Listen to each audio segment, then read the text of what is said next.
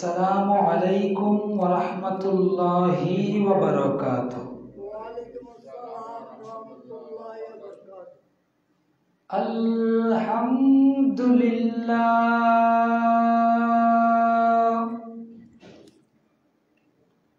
الحمد للہ زین النبینا بحبیبہ المصطفیٰ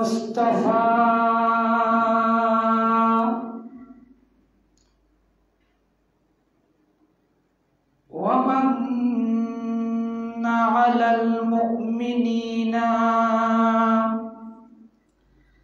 بنبیہ المجتبی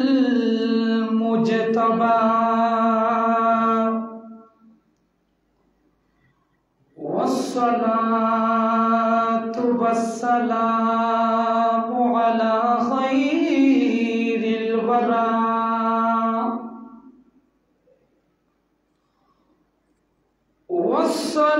والصلاة والسلام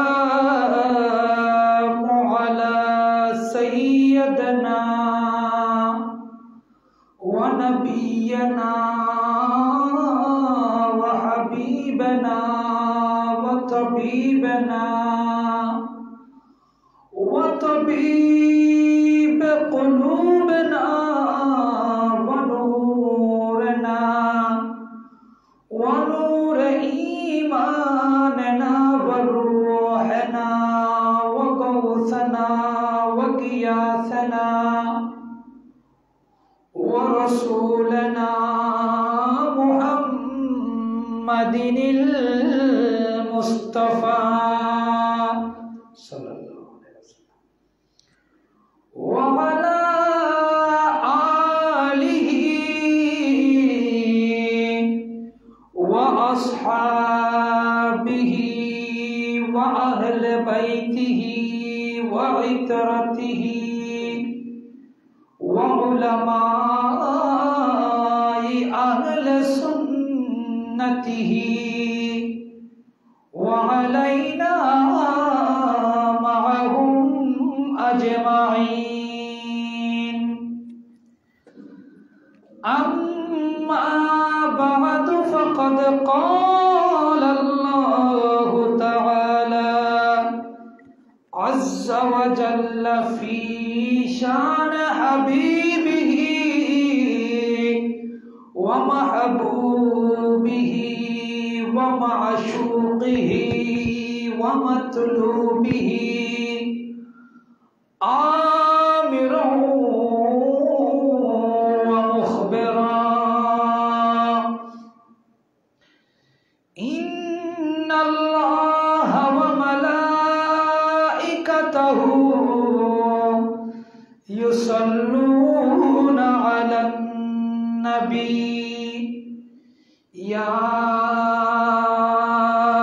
أيها الذين آمنوا صلوا عليه وسلموا تسليما صلى الله على سيدنا محمد وآله اللهم صل مولانا محمد وعلى آله سيدنا مولانا محمد عرش حق ہے مسند رفعت آتے رسول اللہ کی دیکھنی ہے حشر میں عزت رسول اللہ کی اللہم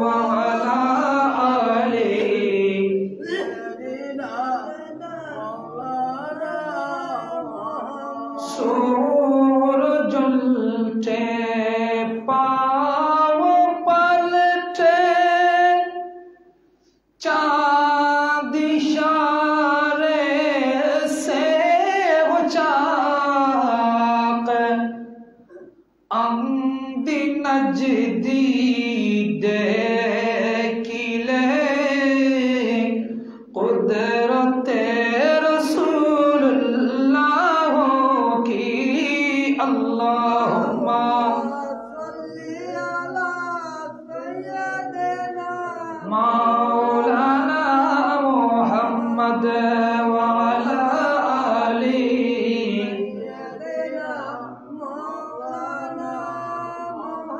تجھ سے اور جنت سے کیا مطلب وہاں بھی دور ہو ہمیں رسول اللہ کی جنت رسول اللہ کی اللہم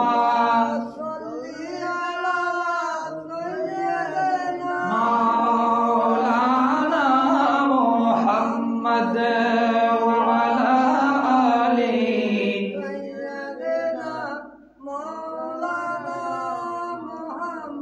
أعوذ بالله من الشيطان الرجيم بفضل بسم الله الرحمن الرحيم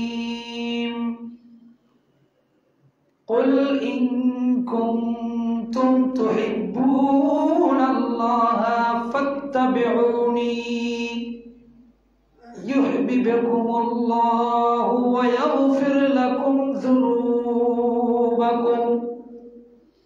صدق الله المولانا العظيم وصدق رسوله النبي الحبيب الكريم مولاي صل وسلم وبارك عليه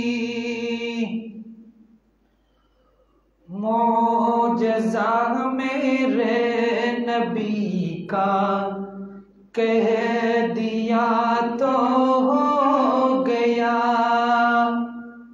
ڈوب سورج کو نکل جا کہہ دیا تو ہو گیا کہہ دیا تو ہو گیا کہہ دیا تو ہو گیا معجزہ میرے نبی کا کہہ دیا تو ہو گیا معجزہ میرے نبی کا کہہ دیا تو ہو گیا آپ نے قطرہ کو دریا کہہ دیا تو ہو گیا مسجد نبوی میں گر سے آپ کی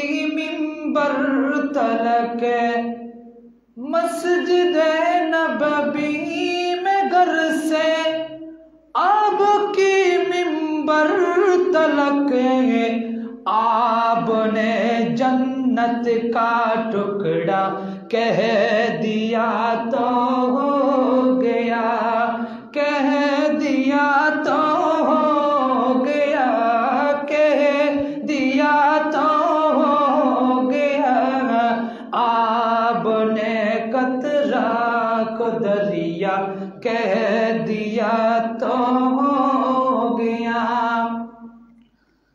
مصطفیٰ سے ہے خدا کو پیارا کتنا دیکھیے مصطفیٰ سے ہے خدا کو پیارا کتنا دیکھیے خانہ کعبہ کو قبلہ کہہ دیا تو ہو گیا کہہ دیا تو ہو گیا کہہ دیا تو ہو گیا معجزہ میرے نبی کا کہہ دیا تو ہو گیا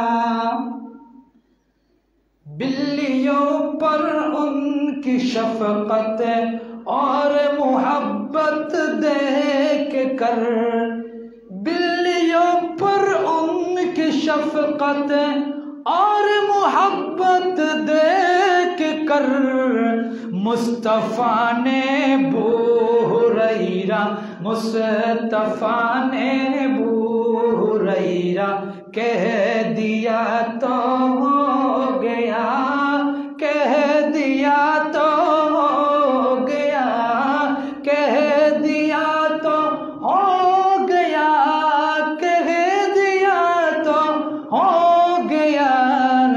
मुअज्जा मेरे नबी का कह दिया तो हो गया।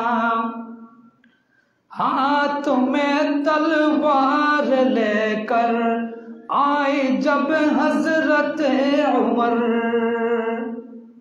हाथ में तलवार लेकर, हाथ में तलवार लेकर आए जब हजरत उमर, आ मेरे दामन में आ जा, आ मेरे दामन में आ जा, कह दिया तो हो गया, कह दिया तो हो गया, कह दिया तो हो गया। मुअज्जा मेरे नबी का कह दिया तो हो गया। ঐতিহ্যবাহী পটিয়া থানার আওতাধীন পূর্ব মালিয়ারা বাইতুল জান্নাত জামে মসজিদে যথাসময়ে আগত মুসল্লিন একরাম, পর্দানশীন মুসকুরাত খাওয়াতিন আযম, রাহিমানা ওয়া রাহিমাকুমুল্লাহু তাআলা ফিদ দারাইন। আসসালামু আলাইকুম ওয়া রাহমাতুল্লাহি ওয়া বারাকাতুহু। আমি সর্বপ্রথম ওই মহান সত্তার দরবারে শুকরিয়া জ্ঞাপন করছি যে আল্লাহ নিজেকে একমাত্র ইবাদতের হকদার হিসেবে ঘোষণা দিয়েছেন, যে আল্লাহ কুল কায়নাতের স্রষ্টা হয়েছেন, যে আল্লাহর রহমতের কারণে, যে আল্লাহর রহমতের ছায়ার মধ্যে আমরা আমাদের দিন রাত অতিবাহিত করছি, যে আল্লাহ আমাদেরকে হায়াত দিয়েছেন, হায়াত দিয়েছেন, হায়াত দেওয়ার পাশাপাশি জুমা মসজিদে যথাসময়ে আসার বসার তৌফিক দান করেছেন। সকলে বলুন আলহামদুলিল্লাহ। এবং লক্ষ করোড় দরুদ সালামের নজরানা পেশ করছি মানবতা মুক্তির দিশারি সাহেবে লাউলাক সৈয়দুল আম্বিয়া সিরাজুল আম্বিয়া গৌসে মুখতার নবী, যেই নবীর ওসিলায়, যেই নবীর প্রেমে পড়ে আল্লাহ কুল কায়নাত সাজিয়েছেন, যেই নবীকে মহব্বত করে আল্লাহ কাল কিয়ামতের ময়দানে সংগঠিত করবেন, যেই নবীর ওসিলায় আমরা মুসলমান হয়েছি, যেই নবীর কদমে পাক দুনিয়ার বুকে পড়ার কারণে আমরা নিজেদেরকে আল্লাহর বান্দা হিসেবে পরিচয় দিতে পারছি, সেই রসুলের দরবারে লক্ষ করোড় দরুদ সালামের নজরানা পেশ করছি। আল্লাহ তাআলা আমাদের প্রত্যেকের পক্ষ থেকে পৌঁছিয়ে দিক, কবুল করুক। সকলে বলুন আমিন। আমরা গত 2 জুমা আলোচনা করেছিলাম একজন পিতামাতার উপর সন্তানের হক এবং সন্তানের উপর পিতামাতার হক। কিন্তু আমরা যদি একটু চিন্তা করি, আমরা সবাই মুসলমান পরিচয় দিই। কি পরিচয়? মুসলমান পরিচয় দেওয়া সহজ। মুসলমান হতে হলে কিছু কিছু কার্যকলাপ পালন করতে হয়, এমন এমন কিছু কিছু কার্যকলাপ আছে যেগুলো থেকে বিরত থাকতে হয়।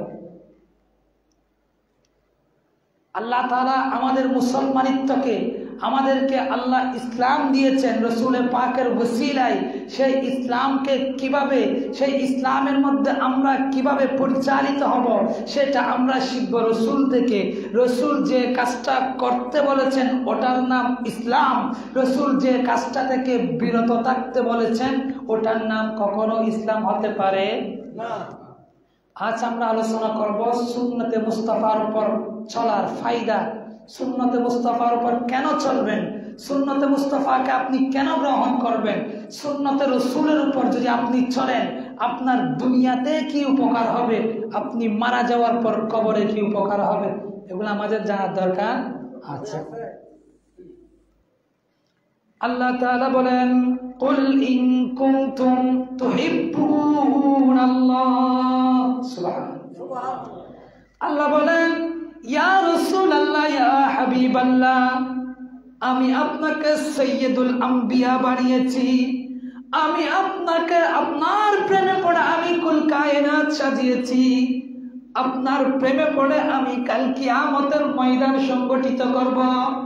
ইয়া রাসূলুল্লাহ, আপনার যারা উম্মত হবে, আপনি নবীর কালেমা পড়ার আমি আল্লাহ যাদেরকে তৌফিক দান করব, আপনি নবীর ইসলাম গ্রহণ করার জন্য আমি আল্লাহ যাদেরকে সহযোগিতা করব, ইয়া রাসূলুল্লাহ, আপনি ওই সমস্ত মুমিন বান্দাদেরকে বলে দিন, ইন কুনতুম তুহিব্বুনাল্লাহ। আল্লাহ বলেন, ইয়া রাসূলুল্লাহ, আপনি বলে দিন, আপনার উম্মতরা যদি আমি আল্লাহর ভালোবাসা পেতে চাই, আপনার উম্মতরা যদি আমি আল্লাহর নৈকট্য হাসিল করতে চাই, আমি আল্লাহ কাল কিয়ামতের ময়দানে যে একটা কিয়ামত ঘটাবো, ওই কিয়ামতের ময়দানে যদি আল্লাহর আরশ আজিমের ছায়া পেতে চাই, আপনি আপনার উম্মতদেরকে বলে দিন, ফাত্তাবিউনি। সুবহানাল্লাহ। আল্লাহ বলেন, আল্লাহ রাসূল বলেন, আল্লাহ উম্মতদেরকে বলতে বলে দিয়েছেন, ফাত্তাবিউনি, হে আমার উম্মতরা, তোমরা যদি আল্লাহ পেতে চাও, তোমরা যদি আল্লাহ পর্যন্ত পৌঁছাইতে চাও, আমি রাসূলুল্লাহর ইত্তেবা করো, অনুসরণ করো। সুবহানাল্লাহ। আমরা কেন অনুসরণ করব? আল্লাহ বলেন, যদি তোমরা নবীর অনুসরণ করো, ইউহিব্বুকুমুল্লাহ। সুবহানাল্লাহ। আল্লাহ বলেন, তোমরা যখন আমার রাসূলের দেখানো পথে চলবা, আমার রাসূল যা দিয়েছে তা গ্রহণ করবা, আমার রাসূল দেখানো পথে হাঁটবা, আমার রাসূল যা থেকে বিরত থাকতে বলেছেন ওগুলো থেকে যখন তোমরা নিজেদেরকে বাঁচিয়ে রাখবা, বিরত থাকবা, তখন কি হবে জানো? উম্মত তখন সাইনবোর্ড লাগাতে হবে না, আমি আল্লাহকে ভালোবাসি, মানুষের মধ্যে চিৎকার করতে হবে না, আমি আল্লাহকে ভালোবাসি, সমাজের মধ্যে দৌড়াই দৌড়াই বলতে হবে না, আমি তো আল্লাহর প্রেমিক। আল্লাহ বলে, ইউহিব্বুকুমুল্লাহ, তুমি বান্দা বললেও আমি তোমাকে ভালোবাসবো, তুমি বান্দা না বললেও আমি তোমাকে ভালোবাসবো, কেননা তুমি আমার রাসূলের অনুসরণ করেছো। সুবহানাল্লাহ। আল্লাহ শুধু তো ভালোবাসলে হবে না, আমরা তো গুনাহগার, আমরা আল্লাহ বলেন, ওয়ায়াগফির লাকুম যুনুবাকুম, আমি আল্লাহ তোমাদের গুনাহ ক্ষমা করে দেব আমার রাসূলের ইত্তেবা করার কারণে। সুবহানাল্লাহ। তারপর আয়াতের মধ্যে আল্লাহ বলেন, আমার রাসূল যা দিয়েছেন তা থেকে বিরত থাকার পরিণাম, আমার রাসূল যা দিয়েছেন সেগুলো গ্রহণ করার পরিণাম কি হতে পারে শুনুন। আল্লাহ বলেন, কুল আতিউল্লাহ ওয়ার রাসূল। আল্লাহ বলেন, ইয়া রাসূলুল্লাহ, আপনি আপনার উম্মতদেরকে বলে দিন তারা যেন আপনি রাসূলের ইত্তেবা করে, আপনি রাসূলের ইত্তেবা করলে আমি আল্লাহর ইত্তেবা অনুসরণ হয়ে যায়। সুবহানাল্লাহ। তারপরে আর একটু আগে বাড়িয়ে আল্লাহ বলছেন, ফাইন তাওয়াল্লাউ, যদি কেউ আপনার অনুসরণ করা থেকে যদি মুখ ফিরিয়ে নেয়, কেউ যদি আপনি রাসূলের আদর্শকে গ্রহণ না করে, আমরা মুসলমান, আমরা কিন্তু আমাদের মধ্যে মুসলমানিত্বটা কতটুকু আছে? আল্লাহ রাসূল বলছেন, কিয়ামতের আগে আগে এমন অবস্থা সৃষ্টি হবে, মানুষ শুধু নামটা থাকবে মুসলমান, মানুষ শুধু। কারণ আমরা যদি একটু ইতিহাস পর্যালোচনা করি, আপনি দেখবেন মুসলমান মার খাওয়ার জাতি না, মুসলমান হেরে যাওয়ার জাতি না। যে 313 জন সাহাবায়ে কেরাম দিয়ে হাজার কাফেরদের বিরুদ্ধে যুদ্ধ করে মুসলমান জয়লাভ হয়েছিল বদরের ময়দানে, আপনি যদি ভারতীয় উপমহাদেশের দিকে যদি একটি তাকান, 1191 সাল থেকে 1855 সাল পর্যন্ত প্রায় 800 বছর মুসলমান রাজত্ব করেছে এই ভারতীয় উপমহাদেশে। কেন? কারণ এখানে তো কাফের ছিল, হিন্দু ছিল, বিধর্মী ছিল, এতগুলো বিধর্মী থাকার পরেও মুসলমানরা আরব থেকে এসে তাদের কর্তৃত্ব, তাদের কাছে ইমানি শক্তি ছিল। ইমানি শক্তি থাকার কারণে তারা যখন বিধর্মীদের সাথে তাদের ভিতরে যে মুস্তাফার অনুসরণ আছে, রসুল পাকের অনুসরণটা তারা যখন মানুষের সামনে পেশ করতে লাগলো, মানুষ তাদের প্রতি দেওয়ানা হয়ে গিয়ে ইসলাম গ্রহণ করলো। সুবহানাল্লাহ। কারণ আমরা যদি আমাদের পূর্বপুরুষদের দিকে তাকাই, তারা আপনি 7-8 পূর্বপুরুষ গেলে মুসলমান আর পাওয়া যাবে না। কারণ এখানে ইসলাম এনেছে আল্লাহর বলিরা তাদের দয়ার মাধ্যমে। তাদের ভিতরে যে একটা রসুলে পাকের মোহাব্বত, তাদের ভিতরে যে একটা রসুলে পাককে অনুসরণ, কিভাবে রসুল চলেছেন তা তিনি ওনারা মানুষকে দেখিয়েছেন। রসুল কিভাবে হেঁটেছেন তা দেখিয়েছেন, রসুল কিভাবে খাবার খেয়েছেন তা দেখিয়েছেন, রসুল কিভাবে সাংসারিক জীবন করেছেন তা দেখিয়েছেন, রসুল কিভাবে আরেকজনের সাথে মেলামেশা করেছেন তা দেখিয়েছেন, রসুল কিভাবে সাংসারিক জীবন করেছেন তা দেখিয়েছেন। এই সমস্ত বিধিবিধান দেখার পরে ওনারা বলতে এক কথায় এক বাক্য বলল, ইসলাম হচ্ছে সত্যিকারের ধর্ম। সুবহানাল্লাহ। আল্লাহ বলেন, আমি আল্লাহ তোমাদেরকে কিছু ফরজ দিয়েছি। কিছু কথা বলেন একটু, এগুলো আমাদের খুবই দরকারি। আমরা মুসলমান কিন্তু আমরা অনেক কিছু জানি না। আল্লাহ বলেন, আমি একজন মুসলমান পরিচয় দেওয়ার পর ওই ব্যক্তির মধ্যকার কিছু পরিবর্তন আনতে হয়। কিছু কি কি? আল্লাহ বলেন, আমি একজন মানুষকে প্রথমে ফরজ দিই। আমি একজন মানুষ যখন বালেগ হয় তারপর ফরজ করি কোনো কিছু, নামাজ রোজা এগুলো ফরজ করে দিই। আর কিছু আছে ওয়াজিব করে দিই, আর কিছু আছে সুন্নত করে দিই, যেগুলো আমার রাসূল সবসময় পালন করতেন। সুবহানাল্লাহ। এখন দেখুন, আপনি যদি সুন্নতকে যদি ত্যাগ করেন, মনে করেন জামাতের সহিত নামাজ পড়া সুন্নতে মুআক্কাদা, আপনি দেখবেন আপনি যদি কোনো একটা সময় যদি একবার যদি মসজিদ থেকে বিমুখ হয়ে যান, একবার যদি মসজিদে আসা বন্ধ করেন, ঘরের মধ্যে নামাজ পড়ার অভ্যাস তৈরি করেন, কিংবা নামাজ ছেড়ে দেন, আপনাকে যদি শয়তান আপনার মধ্য দিয়ে যদি একবার গুনাহ করাইতে পারে, শয়তান ওই গুনাহটা আপনাকে দিয়ে বারবার করাবে। নাউযুবিল্লাহ। আপনি যখন একবেলা মসজিদে আসছেন না, আপনার মসজিদের প্রতি টানটা একটু কমে গিয়েছে, শয়তান বলে, দেখো দেখো ওই মানুষটা মসজিদমুখী হয় নাই, ওই মানুষটা রসুলমুখী হয় নাই, রসুলের আদর্শ যখন ছেড়ে দিয়েছে, আমি শয়তান তার ভিতরে প্রভাব বিস্তার করব। নাউযুবিল্লাহ।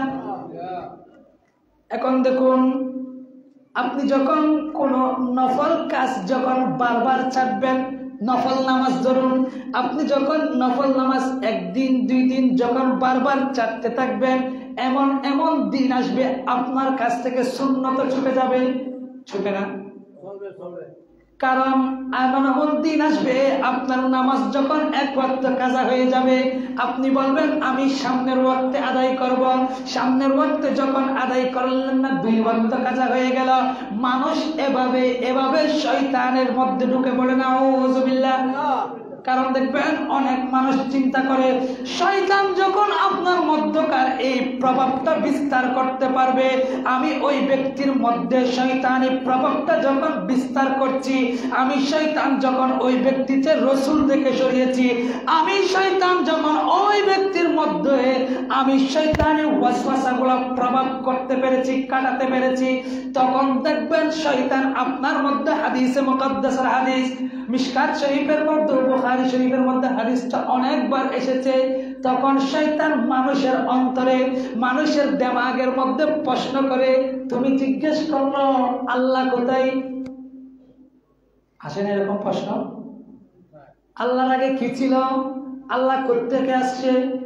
আমার রাসূল হাদিসে মুকদ্দাসের মধ্যে বলেন, যখন এরকম প্রশ্ন আপনার ভিতরে আসবে, আপনি সাথে সাথে ইস্তিগফার করুন। না সুবহানাল্লাহ। এখন দেখুন এই প্রভাবগুলো হয় কেন? কারণ আমার রাসূল হাদিসের মধ্যে বলেন, মা ইবতাদা কওমুন বিদআতুন ফি দীনিহিম ইল্লা নাযাআল্লাহু ফি সুন্নাতিহিম মিথলাহা। আমার রাসূল বলেন, যখন কোন ব্যক্তি আমার রাসূলের কোন একটা সুন্নতকে ছোট করে দেখলাম, আমার রাসূলের আনিত সুন্নত, আমার রাসূল যেগুলা উম্মতদেরকে উপহার স্বরূপ দিয়ে গিয়েছে, রাসূল ইসলাম আমাদের পর্যন্ত পৌঁছাইতে কি কষ্ট করেছে, আমরা যদি একটু ইসলামের ইতিহাসগুলো নিয়ে একটু ঘাটাঘাটি করি, আমার রাসূল যখন সিজদায় যেতেন, আমার রাসূলের কাঁধ মুবারকের মধ্যে কাফের মুশরিকরা উটের নাড়ি বুড়ি তুলে দিত। আমার রাসূল যখন তায়েফের ময়দানে যখন ইসলামের দাওয়াত নিয়ে গেলেন, আমার রাসূলকে পাগল বলে বলে তায়েফের কাফেররা ছোট ছোট মাসুম বাচ্চাদেরকে আমার রাসূলের পিছনে লেলিয়ে দিত, দেখো দেখো পাগল আসছে, তাকে পাথর মারো না, নাউযুবিল্লাহ। আমার রাসূল ইসলামকে সহজে প্রচার করে, ইসলাম এনেছে অনেক কষ্ট করে। আমার রাসূল বলেন, যখন কোন বান্দা কোন সুন্নতকে যখন হালকা করে দেখে, কোন বান্দা যখন কোন সুন্নতকে, আপনি একটা উদাহরণস্বরূপ শুনুন, মনে করেন এভাবে একদম রুকুর মধ্যে এভাবে গিয়ে রুকু করা হচ্ছে, এটা সুন্নত। কিরকম? হাদিসে মুকদ্দাসের মধ্যে আছে, বুখারী শরীফের হাদিস, আমরা সচক্ষে পড়েছি হাদিসগুলা। যখন কোন বান্দা আস্তে আস্তে এভাবে রুকু করা ছাড়বে, সুন্নত পদ্ধতিতে যখন রুকু করা ছেড়ে দিবে, ওই ব্যক্তির মধ্য থেকে ওয়াজিব ছুটে যায়। হুজুর কিভাবে? আপনি মনে করেন রুকু এভাবে একদম ঝুঁকে করা, পিঠকে সোজা করে রুকু করা, এটা হচ্ছে সুন্নত। আপনি যখন রুকুর মধ্যে ভালো করে না ঝুঁকে এভাবে একটুখানি করবেন, ওই তাড়াহুড়া করার কারণে আপনার রুকুটা ওয়াজিব পদ্ধতিতে হবে না। আপনি যখন রুকুটা ভালো করে করবেন না, আপনি দাঁড়ানোর সাথে সাথে সুন্নত পরিত্যাগ করার কারণে আপনার মধ্য থেকে ওয়াজিব ছুটে যাবে। আমার রাসূল বলেন, যখন কোন ব্যক্তির মধ্য থেকে কোন সুন্নত ছুটে যায়, বলেন না কোন সুন্নত ছুটে যায়, আল্লাহ কি করেন? সুম্মা লা ইউঈদুহা ইলাইহিম ইলা ইয়াউমিল কিয়ামাহ। নাউযুবিল্লাহ। আপনি যখন রাসূলের কোন সুন্নতকে যখন অবজ্ঞা করবেন, কারণ একটা জিনিস খেয়াল করুন, আমরা রাসূল যা দিয়েছে তা পছন্দ করছি না, আমরা শুধু আমাদের পছন্দ নিয়ে আসি। রাসূল কেন এসেছে?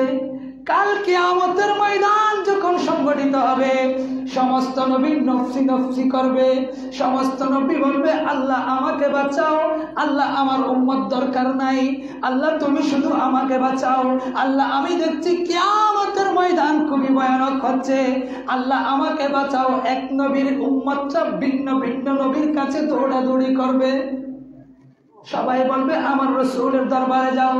আমার রাসূলের দরবারে আসার পর দেখবে আমার রাসূল সিজদার মধ্যে গিয়ে উম্মতি উম্মতি পড়ে পড়ে কান্না করছে। সুবহানাল্লাহ। দেখুন, আমরা ওই নবীর সুন্নত ছেড়ে দিচ্ছি যেই নবী আরশে আজিমে গিয়েছে। আল্লাহ বলেছেন, যখন আমার রাসূল আরশে আজিমে গিয়েছে, আল্লাহ আমার রাসূল আল্লাহকে অভিবাদন জানাচ্ছে, আত্তাহিয়াতু লিল্লাহি ওয়াসসালাওয়াতু ওয়াত-তাইয়্যিবাত।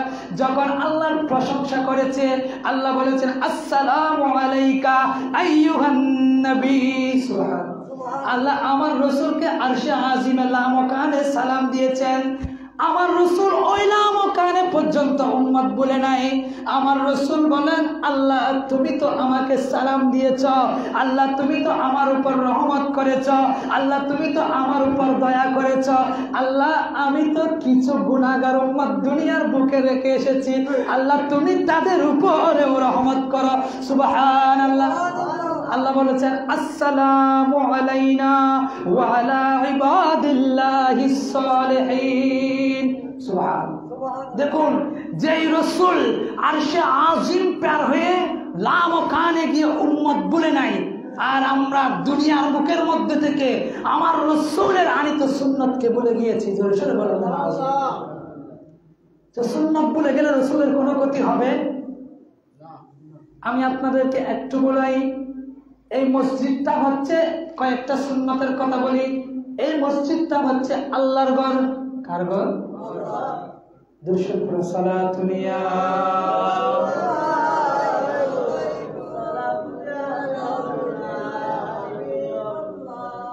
এটা হচ্ছে শাহী দরবার। কি দরবার?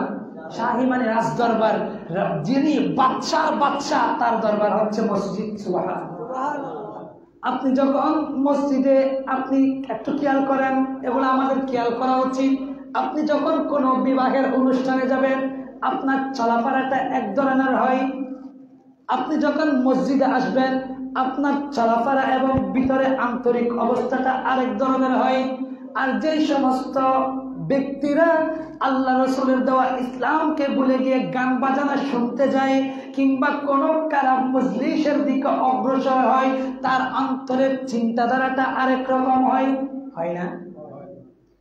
আপনি যখন মসজিদের মধ্যে আসছেন, মসজিদে মুয়াজ্জিন আযান দিচ্ছে, নামাজের জন্য ডাকছে, আপনি যখন আসার সময় মনে মনে নিয়ত করবেন, আমি এমন এক বাদশার দরবারে যাচ্ছি যে বাদশার কাছে বাচ্চারা পর্যন্ত স্যার ঝুঁকিয়ে দেয়।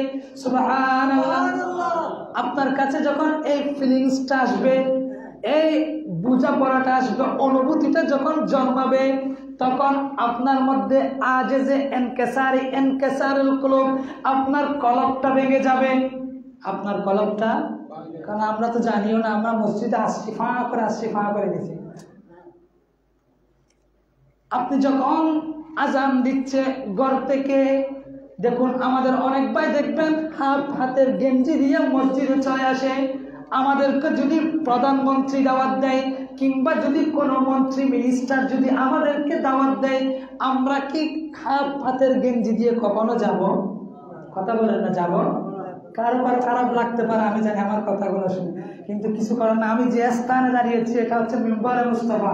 কাল কিয়ামতের ময়দানে আপনাদের জিম্মাদারিত্ব দায়িত্ব আমাকে দিতে হবে।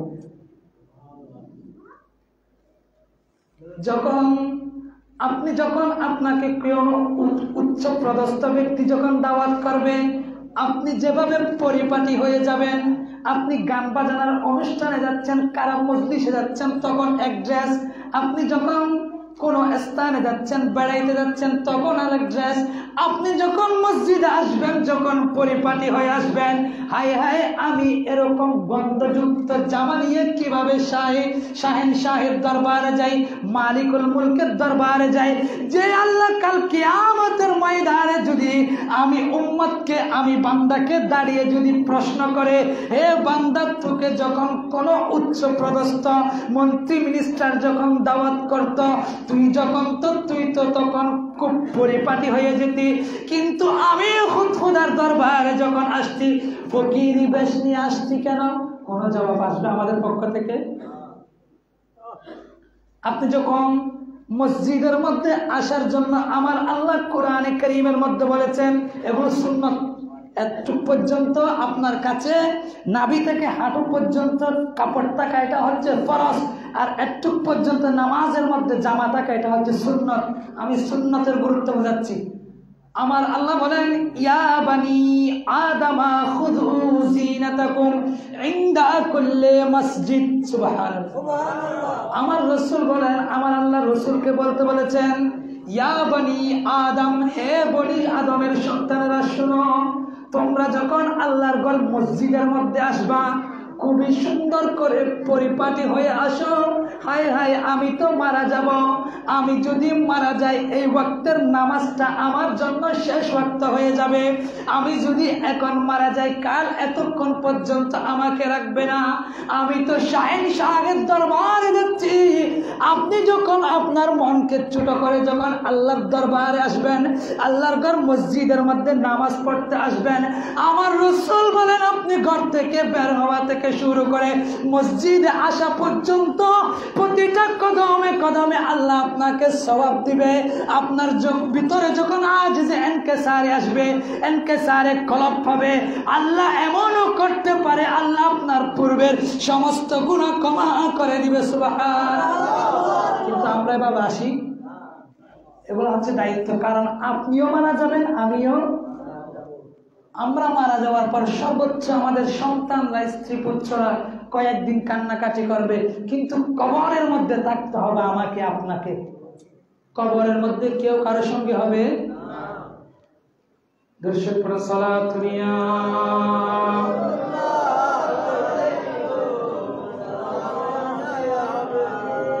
দেখুন রসুল পাকের সুন্নাত থেকে আরেকটা সুন্নাত হচ্ছে, যখন আপনার সামনে কেউ নামাজ পড়ে, নামাজ পড়া মানে হচ্ছে আল্লাহর সাথে সরাসরি কথা বলা।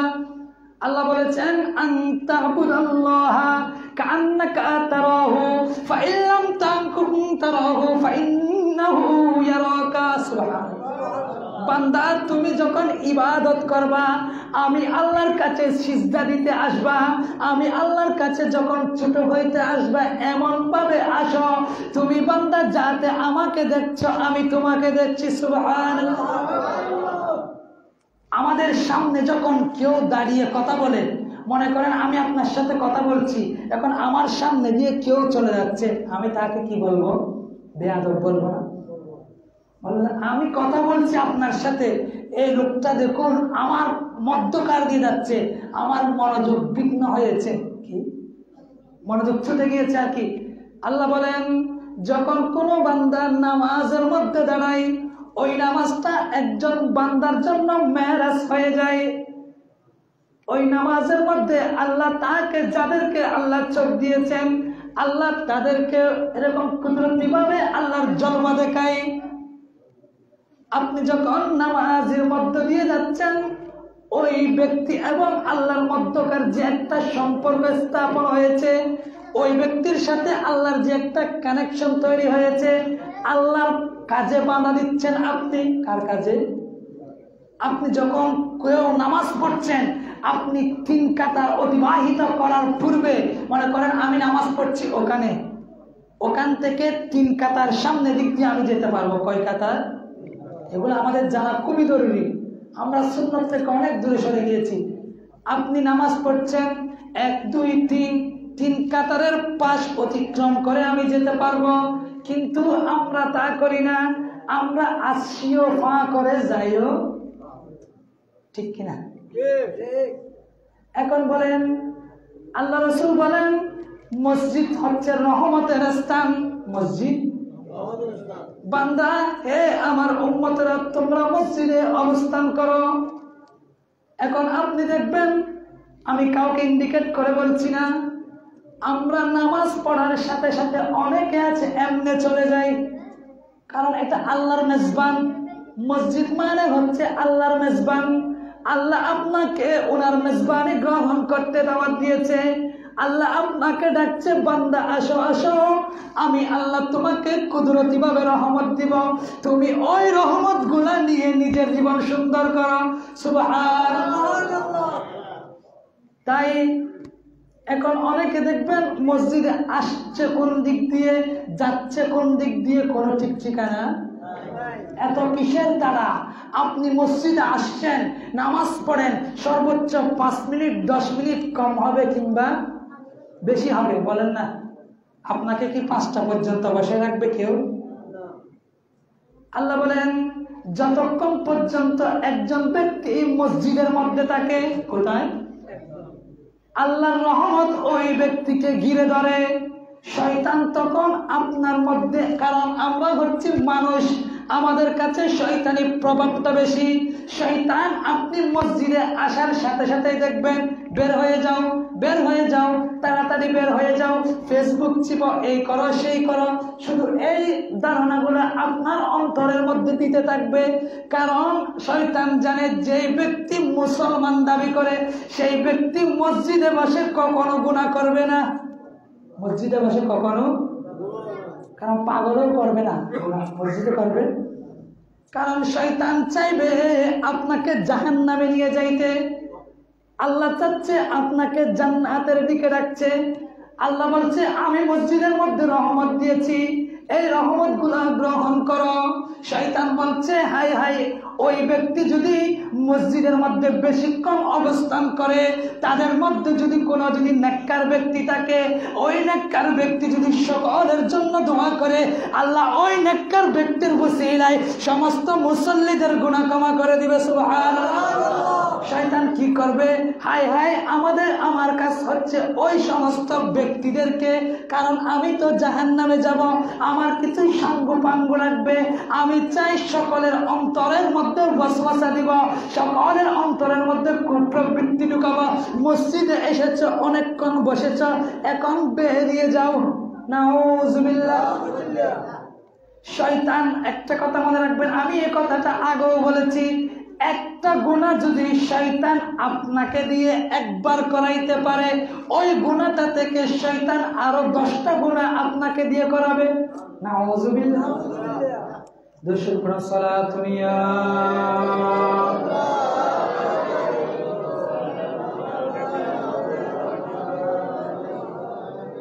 দেখুন, সুন্নাত ছেড়ে দেওয়ার কি ক্ষতি হয়? আপনি যদি সুন্নতে মুস্তাফা ছেড়ে দেন, কি ক্ষতি হবে? আমার রাসূল হাদিসে মুকদ্দাসের মধ্যে বলেন, কাল কিয়ামতের ময়দানে আমি রাসূল হাউজে কাউসারের কাছে দাঁড়িয়ে থাকবো, পাত্র নিয়ে, জান্নাতি পাত্র নিয়ে আমি রাসূল দাঁড়িয়ে থাকবো আমার উম্মতদেরকে হাউজে কাউসারের পানি পান করানোর জন্য। সুবহানাল্লাহ। আমার রাসূল বলেন, মান শারিবা মিনহু লা ইয়াজমাউ বাদাহু আবাদা। সুবহানাল্লাহ। যে ব্যক্তি হাউজে কাউসারের পানি একবার পান করবে, কুল কিয়ামতের ময়দানে ওই ব্যক্তির কাছে আর পিপাসা লাগবে না। সুবহানাল্লাহ। এখন আমার রাসূল বলেন, আমি কিছু কিছু এমন এমন ব্যক্তিকে, যখন ওই ব্যক্তিরা আমি রাসূলের কাছে হাউজে কাউসারের পানি চাইতে আসবে, কি আমিও যাব রাসূলের দরবারে হাউজে কাউসারের পানি খুঁজতে, আপনিও যাবেন রাসূলে পাকের কদমে হাউজে কাউসারের পানি খুঁজতে। সমস্ত নবীরাও রাসূলে পাকের দরবারে যাবে হাউজে কাউসারের পানি পান করতে। আমার রাসূল সমস্ত উম্মতকে হাউজে কাউসারের পানি পান করাবে। আমার রাসূল বলেন, মান শারিবা মিনহু লা ইয়াজমাউ বাদাহু আবাদা। যেই ব্যক্তি হাউজে কাউসারের পানি একবার পান করবে, তার কখনো তৃষ্ণা লাগবে না, সে কখনো তৃষ্ণার্ত হবে না। আরেকটা হাদিসে মুকদ্দাসের মধ্যে আমার রাসূল বলেন, ইন্নাকা লা তাদরি মা বাদদালু লাউ বাদাকা ফাকুলু সুহকান সুহকা। নাউযুবিল্লাহ।